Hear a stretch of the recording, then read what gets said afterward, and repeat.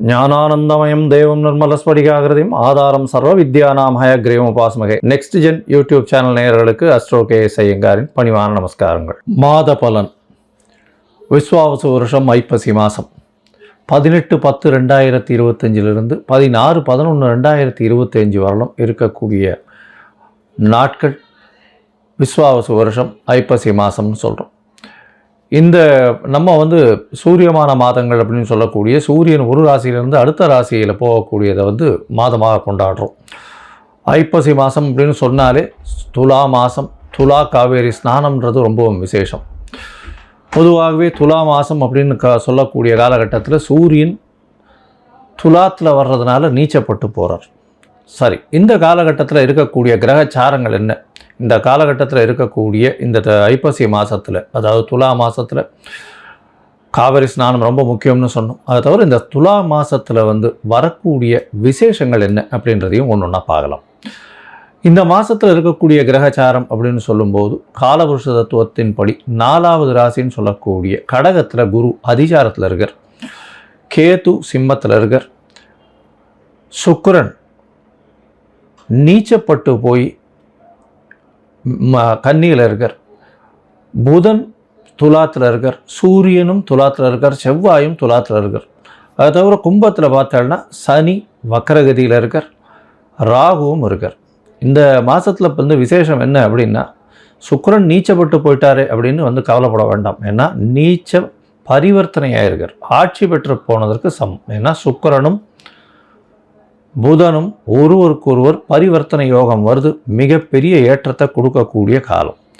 சரி, இந்த மாதத்தில் பார்த்தாலேயானால் 27-10-2025 அப்போ செவ்வாய் அதாவது 18ஆம் தேதி மாதம் பிறந்து ஒரே வாரம் ஒரு 10 நாளைக்குள்ளே செவ்வாய் விருச்சிகத்துக்கு போகிறார், அவருடைய ஆட்சி வீட்டுக்கே போகிறார். பெரிய விசேஷம்.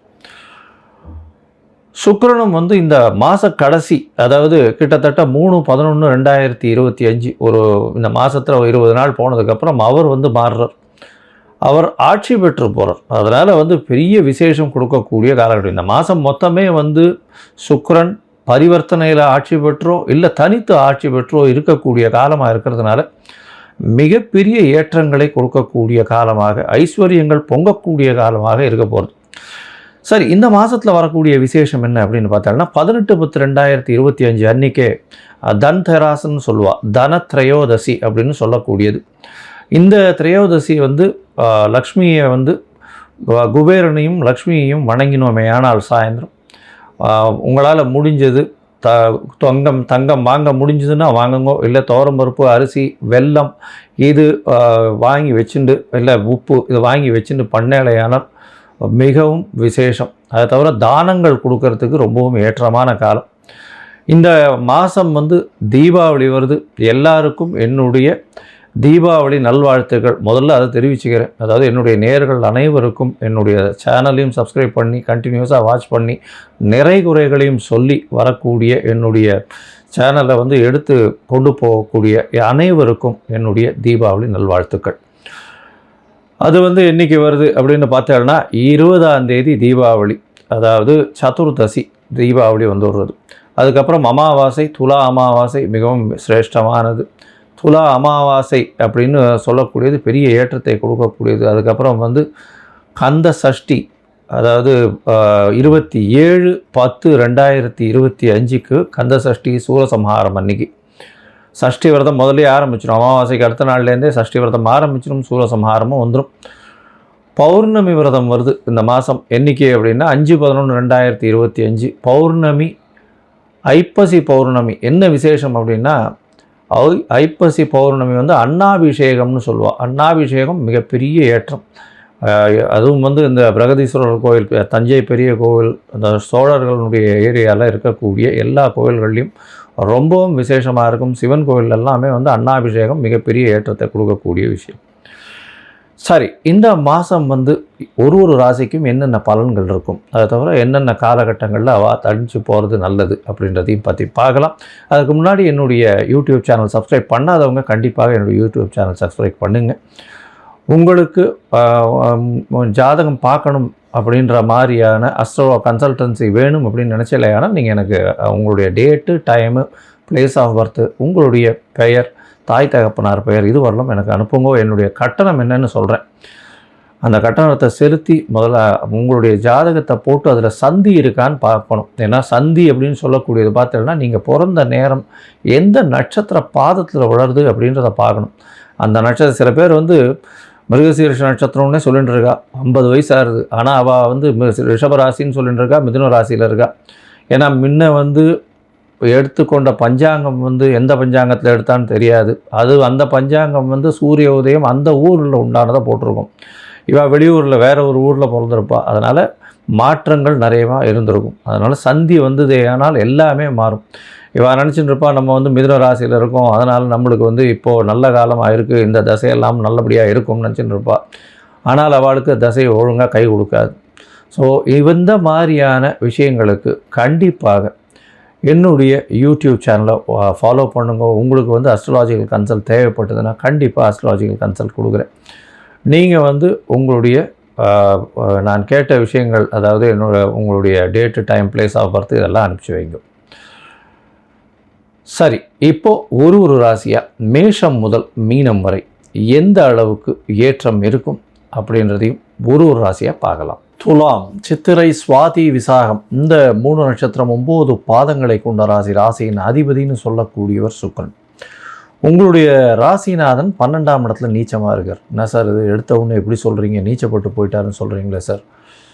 12ஆம் இடத்தில் சுக்கிரன் இருக்கிறது வந்து தோஷம் இல்லை. ஏன்னா அவருடைய காரகத்துவத்தை நல்லபடியாக செய்யக்கூடிய இடம் அப்படின்னு சொல்கிறது ஜோதிட சாஸ்திரம்.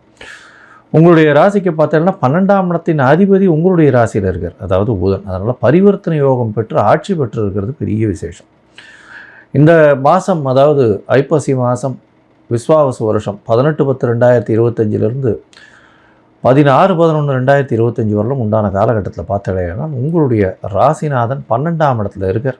12ஆம் இடத்துல இருந்தாலும் பரிவர்த்தனை யோகத்தில் ஆட்சி பெற்றிருக்கார். எடுத்த காரியங்கள் எல்லாத்திலையுமே வெற்றி.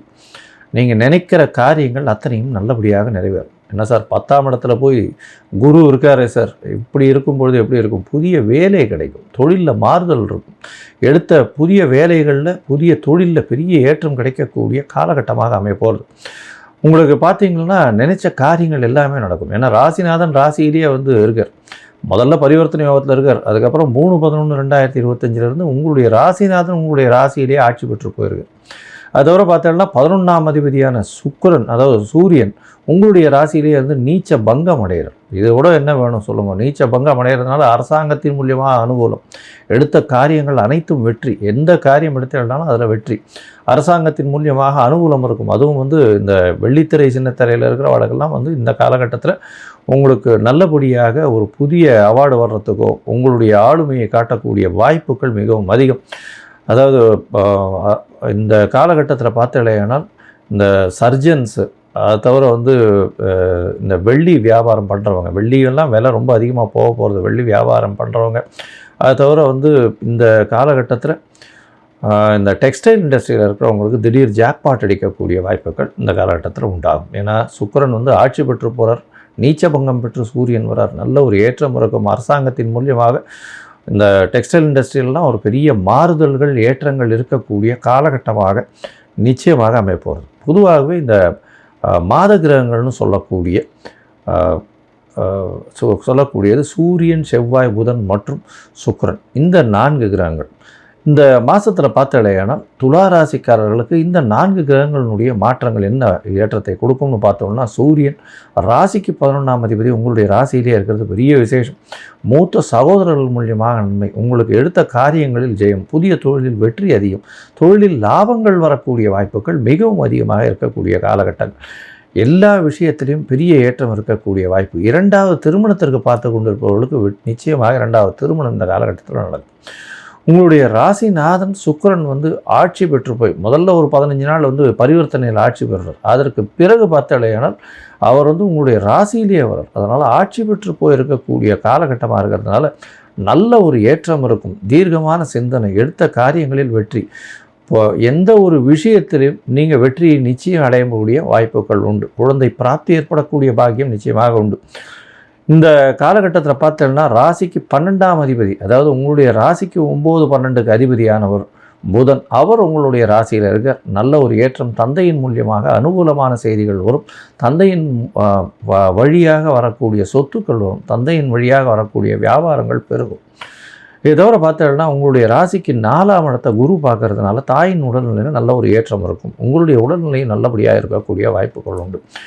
பண வரவிற்கு பஞ்சம் இருக்காது. ஏன்னா உங்களுடைய ராசிக்கு 2ஆம் அதிபதி 2ஆம் இடத்துல போய் இருக்க போகிறார். அதாவது 27/10 பார்த்தீங்கன்னா செவ்வாய் 2ஆம் இடத்துலேயே போயிருக்கார், குருவின் பார்வையில் இருக்கார். ரியல் எஸ்டேட் பண்ணுறவாளுக்கெல்லாம் பெரிய யோகம். அதுவும் வந்து கலை, அதாவது கலைத்துறையில் இருக்கிறவா, ஆர்கிடெக்சர்னு சொல்லக்கூடிய இந்த வடிவமைப்பு துறை, அதாவது சிவில் கான்ட்ராக்ட்ஸ், சிவில் வடிவமைப்பு துறை, இந்த ஆளுகள்லாம் வந்து பெரிய ஏற்றம் கிடைக்கும். இந்த காலகட்டத்தில் பார்த்தீங்கன்னா உங்களுக்கு சிறிது காலகட்டத்தில் முயற்சிகளில் சிறு காலங்கள் தள்ளி வைக்கிறது நல்லதுன்னு சொல்கிறோம். அந்த சின்ன சின்ன காலங்கள் என்னென்ன அப்படின்னா 6/11/2025 8/11/2025 வரலும் உண்டான காலகட்டம். இது வந்து சந்திராஷ்டம காலம்னு சொல்கிறோம். 8ஆம் இடத்துல சந்திர பகவான் மறைந்திருக்கக்கூடிய காலகட்டம். மதிகாரகன் மறைந்திருந்தால் தவறான முடிவுகள் எடுக்கக்கூடும். அதனால் புதிய முயற்சி வேண்டாம், வெளியூர் வெளிமாநில பிரயாணம் வேண்டாம்னு சொல்கிறோம். ஒருவேளை பண்ண வேண்டிய கட்டாயம் இருந்ததுன்னா அருகில் இருக்கக்கூடிய இதில் போயிட்டு விநாயகர் கோவிலுக்கு போயிட்டு உங்களால் முடிஞ்சது பால் தயிர் போய் கொடுத்துட்டு வாங்க. உங்களால் முடிஞ்ச அளவுக்கு உங்களுடைய சந்திராஷ்டமத்தினுடைய தாக்கம் நிச்சயமாக குறையும். சரி, இந்த மாதத்தில் உங்களுடைய தசாபுக்தி அந்தரம் சூக்ஷ்மம் அந்த அளவுக்கு விசேஷமாக இல்லை அப்படின்னா திருமழிசையில் இருக்கக்கூடிய ஜெகநாதர் கோவிலுக்கு போயிட்டு வாங்க. நல்ல ஒரு ஏற்றம் கிடைக்கும், உங்களுக்கு எல்லா விதமான வெற்றியும் கிடைக்கக்கூடிய வாய்ப்புகள் நிச்சயமாக உண்டு.